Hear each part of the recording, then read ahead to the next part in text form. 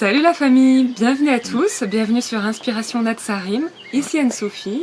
Et Franck, voilà, shalom à tous. Ouais. C'est toujours un plaisir de se retrouver. Merci pour votre présence en cette belle journée. C'est vrai. Alors, donc on va aborder ce qu'est la Bessora, la bonne nouvelle, enfin. Et, un sujet important. Ouais, fondamental, qui est finalement la raison d'être de cette chaîne. Et avec un point de vue enrichi à la lumière de la cosmologie biblique. Si vous venez de Vérité Pleine Traduction, et je crois que vous êtes nombreux abonnés à la chaîne, vous savez exactement de quoi je parle. Et donc on en parlera, donc restez jusqu'à la fin. Oui. C'est très important ce que tu as dit en plus. Ouais. Donc vous savez qu'il y a 2000 ans, Yahusha allait de lieu en lieu disant aux gens hey, commencez à adopter le comportement du royaume, c'est-à-dire les commandements. Car cela fait partie de l'alliance, cette promesse qui vous a été faite en tant qu'Israël. Donc si vous avez vu le documentaire que j'ai publié hier concernant l'identité d'Israël, bibliquement parlant, et quiconque vient avec foi et croyance, étant greffé à cette alliance, doit comprendre que la description de cette alliance, c'est que vous pratiquiez ces comportements, et Aloua, qui n'est pas Allah, Aloua c'est le singulier d'Elohim en ancien hébreu, promet qu'il vous donnera la vie éternelle. C'est pourquoi il appelle les gens à la repentance. Oui, oui, tout à fait. Moi, de mon côté, quand j'ai commencé à faire des recherches pour cet exposé sur la bonne nouvelle, je suis allé voir un petit peu dans les Écritures saintes et je me suis aperçu que dans les évangiles, Yahusha, le Messie, en avait parlé. Vous pouvez retrouver cela dans l'évangile de Saint Matthieu, chapitre 24, verset 14. Et pour moi, c'est un verset que je vais après un peu développer. Il est dit, il parlait donc à ses disciples et aux gens autour de lui, que cette bonne nouvelle du royaume serait prêchée dans toute la terre habitée, en témoignage pour toutes les nations, et alors viendra la fin. Il y a des motos qui passent, voilà. Donc ce qui est intéressant, c'est que on va aborder les questions de quel royaume parlait le Messie. Est-ce que cette prophétie, elle est en train de se réaliser actuellement? Et quand il parle de la fin, de quelle fin il parle? Est-ce que c'est la fin du monde? Voilà, donc tous ces points-là, on va les voir après. Et d'abord, on peut aussi voir ce que signifie le mot évangile. En hébreu, le mot Bessora désigne une annonce joyeuse, une proclamation d'un message victorieux. Son équivalent grec, euangélion, en grec koiné, signifie littéralement bon message. Il était utilisé lorsqu'un messager venait annoncer une victoire royale ou l'arrivée d'un règne libérateur. Et la bonne nouvelle dans les Écritures ne se limite donc pas à l'idée que Dieu nous aime ou que le Messie est mort pour nous. C'est bien plus que ça, même si ça en fait partie. Et elle désigne un plan complet de réconciliation annoncé dès la Torah, accompli par Yahusha et qui aboutit à l'instauration réelle du royaume de Yahweh sur terre selon ses commandements. Et pour bien comprendre la portée de cette bonne nouvelle, il faut aussi revenir à ce qui a causé la rupture, le péché. Si vous avez vu la vidéo de est-ce que Yahusha a aboli la Torah, on explique ce qu'est le péché. Et juste pour brièvement revoir cette notion, le péché c'est la transgression de la Torah. On voit ça dans 1 Jean 3, 4. Et dès lors, l'humanité entière s'est éloignée de la voie que Yahweh avait tracée. Chacun, à un moment ou un autre, s'est écarté de l'intention divine en vivant selon sa propre volonté plutôt que selon l'instruction de la Torah. Petite parenthèse, il y a eu aussi des interférences dans le plan divin qui s'établissait sur la terre, les anges rebelles, etc. Donc tout ce qui s'est passé pré-déluge, donc aussi qui a fait qu'il a été nécessaire que cette Torah soit amenée finalement à l'humanité, même depuis la chute d'Adam et de Ève. On a vu tout ça. Et donc tout cela, ça a engendré une séparation, une brisure dans la relation avec le Créateur, car la transgression ferme le cœur à sa présence. Et on voit ça dans Romains 3, 23. Et selon les lois divines, l'âme qui pêche, c'est celle qui mourra. Ça, c'est dans Ézéchiel 18, 4. Ouais. Mais voici ce qui rend la Bessora si précieuse. Le Messie Yahusha est venu réparer la séparation causée par la transgression. Lui seul a marché pleinement dans la Torah sans s'en détourner, reflétant en tout l'intention parfaite de notre Père céleste. Et par son obéissance jusqu'au don de sa vie, il a offert un chemin de réconciliation, une voie vivante pour revenir dans l'alliance. Il est devenu le passage par lequel nous pouvons être restaurés, purifiés et accueillis dans le royaume comme des fils et des filles retrouvés. D'accord. C'est très intéressant tout ça. Et quand on regarde en fait par rapport à tout ce que tu as dit, tu as parlé du royaume dans les cieux, et c'est exactement cela. C'est le royaume dont parle Yahusha dans cette prophétie qu'il avait donnée à ses disciples. Le royaume céleste. Et comme tu l'as dit, effectivement, ce royaume va venir sur terre. C'est ça la bonne nouvelle. Un royaume qui va remplacer finalement ce système de choses corrompues d'aujourd'hui. Alors pourquoi c'est une bonne nouvelle pour nous? Parce qu'il y a une justice qui va arriver, une justice divine. Et quelles seront les conditions dans ce nouveau royaume? On a eu une petite ébauche quand le Messie est déjà venu sur terre et qu'il a accompli ses miracles. On voit qu'il a guéri des malades, des aveugles, des paralytiques, et qu'il a même ressuscité des morts. Lazare par exemple. Et ça, c'est vraiment une promesse qui est contenue dans la Bible. Il y a pas mal de passages que j'avais notés. Psaume 46, verset 9, qui dit que Yahouah, le Créateur, brisera l'arc et il n'y aura plus de guerre. Que Isaïe, également le prophète Isaïe, qui dit que les hommes bâtiront leur maison pour vivre dans leur maison et bâtiront pas pour quelqu'un d'autre. Et également un verset magnifique qui est vraiment donné par notre Créateur, une promesse que Dieu essuiera toutes les larmes des yeux des hommes et que la mort aura disparu et que tout l'ancien système aura disparu. En Révélation chapitre 21, versets 3 et 4. Donc tout ça, c'est vraiment intéressant de voir qu'on aura finalement une autre condition de vie. Et cela est à venir. Et c'est cela l'essence aussi de la bonne nouvelle. Et tu vois, Franck, quand tu dis que le royaume va s'établir sur la terre, on peut entendre ça de plein de façons différentes. La révélation, moi, qui m'a vraiment chamboulée, qui a tout changé en fait dans ma façon de voir les choses, c'est de comprendre que c'est pas forcément que vibratoire. Oui. Déjà, il faut accréditer que le royaume divin va arriver sur terre, ça c'est déjà quelque chose, mais de ne pas le spiritualiser à outrance. Hein, parce qu'il y a tout un courant qui dit que la Jérusalem céleste, elle vient par nous. Et que la nouvelle terre, elle est déjà là. Alors, elle est peut-être là, déjà, effectivement, dans un certain sens. Oui, peut-être vibratoirement. Mais c'est incomplet, pour moi, de le penser comme ça. Parce que vraiment, quand on lit, quand on comprend les Écritures juste telles qu'elles sont, et à la lumière de cette véritable cosmologie, il est évident que, pour moi, ça parle de quelque chose de physique qui s'établira sur la Terre. Complètement. On verra avec nos yeux de chair. Oui. J'aimerais ajouter quelque chose par rapport à ce que tu dis là, parce que c'est intéressant. Parce qu'il y a quelque chose qui s'est déjà accompli. C'est le royaume établi dans les cieux.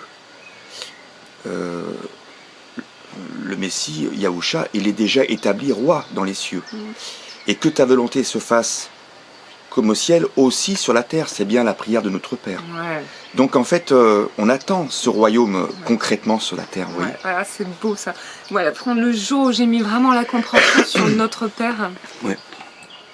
Vraiment maintenant, quand je prie avec ces mots, je mets tellement une autre signification derrière. C'est merveilleux.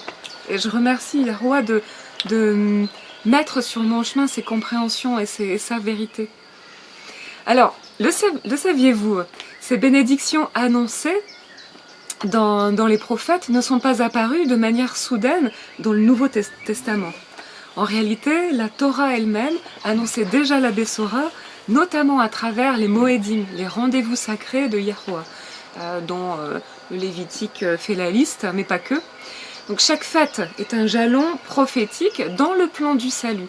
Par exemple, Pessah, la Pâque, ouais. Yahusha, l'agneau sans défaut, donne sa vie pour la délivrance. On va avoir Matzot, la semaine des pains sans levain, qui nous purifie des fausses doctrines et du péché. Bikurim, les prémices, où il est ressuscité en prémisse des morts. Shavuot, qui est bientôt, les amis, il y a Pentecôte. Oui. La Torah est gravée dans nos cœurs par l'Esprit. Et les fêtes d'automne, Yom Teruah, Yom Kippour, Sukkot, annoncent son retour, le jugement, l'union avec son peuple et son règne millénaire. Et ces fêtes ne sont donc pas juives ou obsolètes, elles proclament la Bessora. Et en suivant leur sens, nous marchons prophétiquement dans le message du royaume. Ouais, c'est vraiment important ce que tu as dit là, parce que ça aussi, nous montrons en respectant les fêtes du Créateur qui sont contenues dans la Torah, que nous continuons non seulement son enseignement, mais comme a fait aussi Yahusha, comme on avait vu dans d'autres vidéos, mais ça veut dire aussi qu'on se range du côté de lui et qu'on accepte de le suivre. C'est aussi ce que nous disait Yahusha quand il dit le commandement qu'il avait laissé à ses disciples. Rappelez-vous, tout à la fin, quand il a été ressuscité, il leur dit, avant de partir, « Allez donc et faites des disciples de gens de toutes les nations, les baptisant au nom du Père, du Fils et de l'Esprit Saint, leur enseignant à observer tout ce que je vous ai commandé. » Et je reprends ce que tu viens de dire. Yahusha, il a aussi dit qu'il fallait continuer ce que son père avait enseigné dans la Torah, qu'il n'avait pas aboli la loi.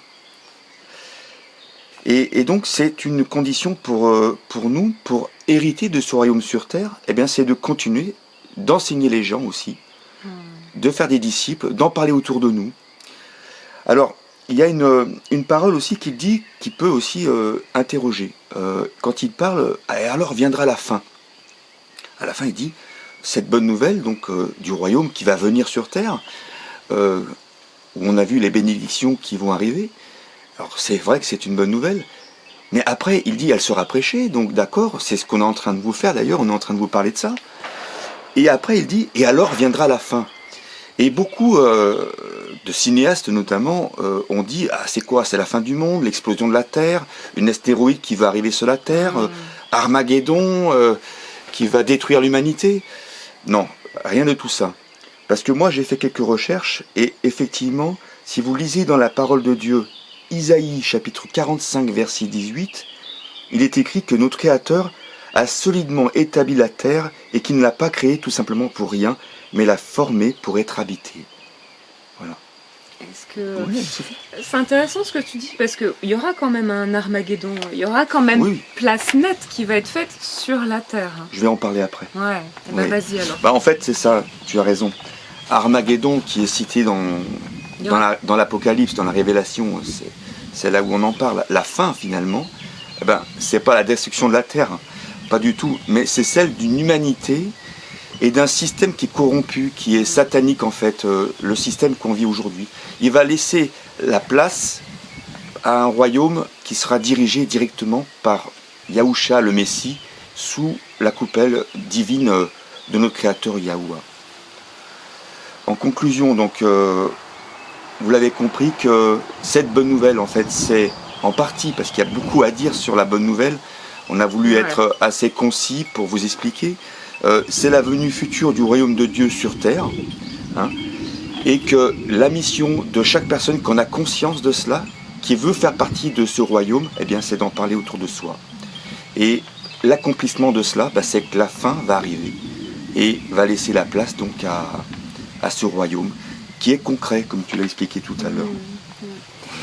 Et tu sais, il y a quelques jours, j'ai parlé avec ma mère et elle me confiait que elle me dit mais je sais pas si je crois ou si je ne crois pas. C'est comme si des fois elle avait la foi et parfois elle a plus la foi. Et crois que c'est le mal de cette époque. Et c'est aussi pour ça, pour moi, c'est l'un des signes de la fin des temps. C'est qu'on est tellement loin de ces vérités. Et c'est pour ça que donc on parle de la révélation. L'Apocalypse, c'est on lève le voile, hein, et c'est ce qui est vraiment en train de se passer en ce moment. Et les humains sont tellement loin de tout ce qui avait été transmis aux prophètes. Et donc, si vous voulez, Enoch, Moïse, les Jubilés, Ésaïe, Ézéchiel, Jérémie, tous vous ont dit où vous passerez cette vie éternelle. Et c'est en Sion, le retour du jardin d'Éden. C'est sur la montagne de Yahuwah, c'est le royaume des cieux, qui était et a toujours été le jardin d'Éden, et qui revient en tant que la nouvelle Jérusalem. Et pourquoi leur était-il si facile d'y croire ? Réfléchissez à ce que vous entendez aujourd'hui tout le temps, en plus pour ceux qui écoutent la télé, ce lavage de cerveau en permanence. Aujourd'hui, si vous entendez ce message, des scientifiques vous disent que la résurrection est impossible, des milliards par an sont versés à des agences gouvernementales pour vous convaincre que vous vivez en dehors de ce qu'il y a à décrit de sa création, donc ce qu'on voit dans la Genèse. Et ils vous disent littéralement que vous vivez à l'opposé de la création de Yahuwah. Une boule qui tourne dans l'espace infini de vide, issue d'un Big Bang.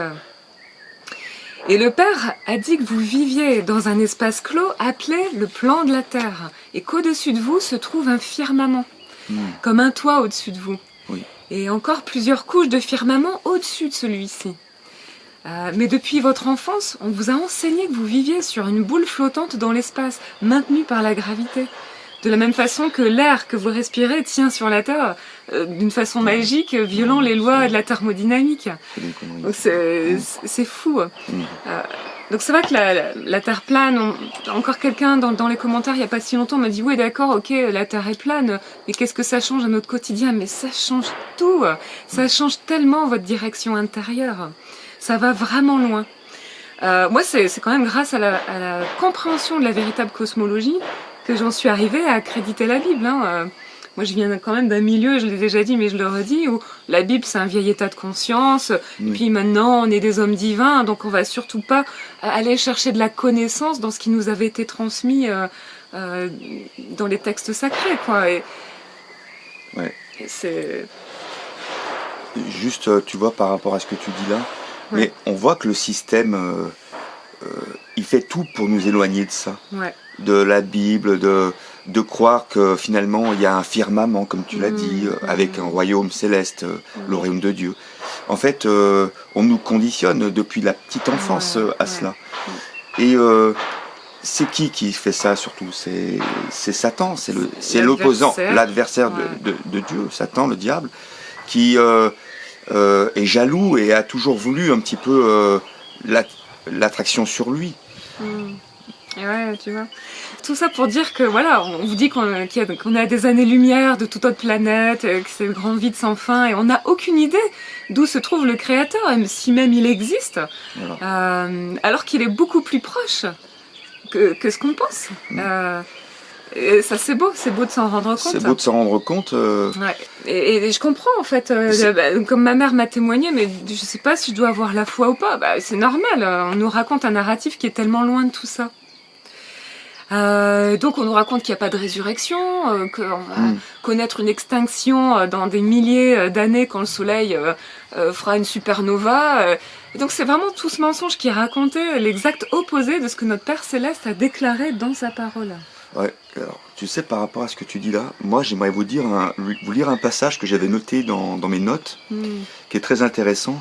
C'est parce que non seulement il y a l'opposition donc de Satan et du système, mais il y a aussi que le Créateur il cache ses desseins aux orgueilleux et qu'il les a révélés qu'aux humbles.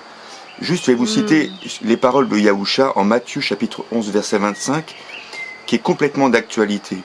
Il dit « Je te loue publiquement, Père, Créateur du ciel et de la terre, parce que tu as caché ces choses aux sages et aux intellectuels et que tu les as révélées aux tout-petits. » Amen. Voilà. Merci Franck. Ouais, Voilà, donc en fait, il nous a révélé qu'il avait créé un lieu spécial pour nous, pour vous, et que vous êtes nés ici, que vous pouvez vivre ici que parce que vous êtes protégés, et protégés par le firmament. Et si vous adoptez simplement son comportement, autant que vous le pouvez, même sans être parfait, il vous donnera la vie éternelle. Et il descendra sa maison ici, au lieu de rester là-haut. Il sera ici, et vous pourrez vivre avec lui dans sa maison, ici, dans le lieu même qu'il a créé pour vous. C'est pas que vibratoire ou dimensionnel. Non. Cette description seule, elle fait vriller beaucoup de gens. Il y en a beaucoup qui n'arrivent même pas à concevoir cela parce qu'on leur a appris donc toute leur vie cet autre narratif. Ouais. Et à l'inverse, cette mauvaise représentation du monde conduit à tout spiritualiser, où tout devient éthéré, dimensionnel. Bon. Et donc qui peut affirmer aujourd'hui qu'il a été instruit dans la véritable compréhension des Écritures, dans la véritable parole, promesse du royaume? Moi, j'ai pas reçu ça. Et pourtant, j'ai fait le catéchisme et je suis allée à la messe quand j'étais enfant. J'ai jamais entendu ça. J'ai jamais compris ça. Ouais, quand Yahusha le Messie a guéri des malades ou qu'il a ressuscité Lazare, c'était pas dans l'éthérique, hein, c'était du concret. Il y avait des témoins. C'est ça. Ouais. Et voilà. Donc tout ça, ça a été fait intentionnellement. Hein, vous l'avez compris. Hein. Donc le royaume, c'est en fait très simple à saisir. Si vous comprenez la résurrection, c'est limpide. Ouais. Et la majeure partie de la Torah et des prophètes, les amis, ceci, c'est l'évangile du royaume. Et si vous ne comprenez pas les promesses, que vous aurez la vie éternelle, que son comportement sera inscrit dans votre cœur, que vous vivrez avec lui dans sa maison et que cette maison descendra du ciel, traversant le firmament pour atterrir ici sur la terre, alors vous ratez le cœur du message. Et que le jour de Yahuwah, c'est le moment où il préparera la terre pour que sa maison s'y pose, Ouais. comme tu disais tout à l'heure. Voilà. Voilà. Donc en fait, l'ennemi, l'adversaire au divin, c'est Satan, et C'est ce qu'on a dit, ouais. il essayera d'y arriver avant que lui, Yahuwah, le fasse. Et donc, ils vont l'en empêcher. Il y a des travaux. Hein. Les anges, enfin, c'est tout ce qui est révélé dans l'Apocalypse, hein, il sera empêché. Et alors, tout sera détruit. Et les survivants parmi ses ennemis seront amenés devant lui, jugés et ôtés de la terre, afin qu'il ne reste que ceux qui se réjouissent de son règne, et de son gouvernement et de sa paix, car il est le prince de la paix. Oui, tout à fait. Ouais. Et c'est difficile à comprendre si vous pensez vivre donc sur un rocher qui file dans l'espace. Tout cela devient contradictoire. Et donc on va parler un petit peu de l'Antiquité. C'est vrai que au temps d'Yeshua, les gens croyaient déjà que les dieux vivaient au-dessus d'eux. Et les Grecs croyaient au mont Olympe, au séjour des dieux, ils croyaient en l'Élysée, ils croyaient au firmament. Les Égyptiens appelaient le firmament Nout, un firmament d'eau recouvrant la terre. Ils croyaient en un modèle de création biblique. Ils ne pensaient pas vivre sur une boule qui tourne dans l'espace. Les scientifiques modernes vous mentent lorsqu'ils disent « on sait que depuis Pythagore, la Terre est une sphère ». C'est pas vrai. Alors que toutes les civilisations anciennes ont laissé des représentations concrètes, des hiéroglyphes montrant une cosmologie fermée, car ils savaient qu'ils ne vivaient pas sur une boule. Ils croyaient que les dieux avaient créé un monde clos. Alors, si Yahusha vient leur expliquer ces concepts avec leur compréhension d'un modèle biblique de la création, et qu'il démontre la résurrection avec Lazare, comme tu l'as dit, la fille du centurion. Voilà, Jairus. Ouais. Et nous, aujourd'hui, on est tellement loin que beaucoup ne croient même plus à la résurrection, pensant qu'il n'y a rien après cette vie. Les évolutionnistes, ce culte triste et morbide qui a infesté l'humanité, affirment qu'il n'y a rien pour vous, qu'il faut être déprimé, isolé et mourir. Ils disent pas de résurrection et que vous vivez sur une boule dans l'espace. Donc impossible que quelque chose descende de là-haut sur la Terre. Mais c'est parce que le modèle de la création n'est pas une boule dans l'espace. Et pour ceux qui peinent encore avec ce lavage de cerveau de toute une vie, à croire à cette Terre globe dans l'espace, rappelez-vous, votre Messie n'y croyait pas, il enseignait autrement. Et c'est pourquoi, dans l'amour, nous vous rappelons tout ceci. C'est notre responsabilité d'étudier avec fidélité. Ça fait partie. C'est pas que un travail de comportement et de conscience. C'est aussi l'étude. Oui. Et c'est comme quand Yahusha parle de l'intendant Très du important. royaume, celui qui apprend et transmet ses idées. Cela demande d'accepter le sens réel des mots, comme Rakia, qui est une étendue solide. Et ça demande de l'humilité, de surmonter les mensonges reçus et dire, vous savez quoi, malgré la persécution du monde, car la parole du royaume sera persécutée, je choisis d'y croire. Oui, Et la persécution peut prendre la forme de moquerie. Tu crois vraiment que Jésus est ressuscité? C'est l'un des débats préférés des athées contre les croyants. Et d'un autre côté, du côté des spiritualistes, on va vous dire tu es idiot ou ignorant, tu crois à cette idée de cosmologie fermée, plane, et tu penses que la Jérusalem céleste vient physiquement et non par toi. Et tout cela, ça découle d'une incompréhension de la cosmologie, c'est vraiment la racine. Ouais. Donc le message subit dans son ensemble la persécution. Et nous devons être assez courageux pour croire les paroles simples de notre Père. Et alors toute l'histoire prend sens. Et on peut enfin tout comprendre, mettre du sens et s'en réjouir. Et comme tu l'as dit tout à l'heure, hein, vous savez, que ton règne vienne. Que ton règne vienne. Que ta volonté soit faite sur la terre comme au ciel. Et puis, encore un passage là de Yahusha dans Matthieu 5,3. Heureux ceux qui sont conscients de leur pauvreté spirituelle, puisque le royaume des cieux leur appartient. C'est-à-dire qu'en fait, Yahweh ne nous demande pas de partir sur des grandes théories évolutionnistes pour comprendre comment la Terre a été formée.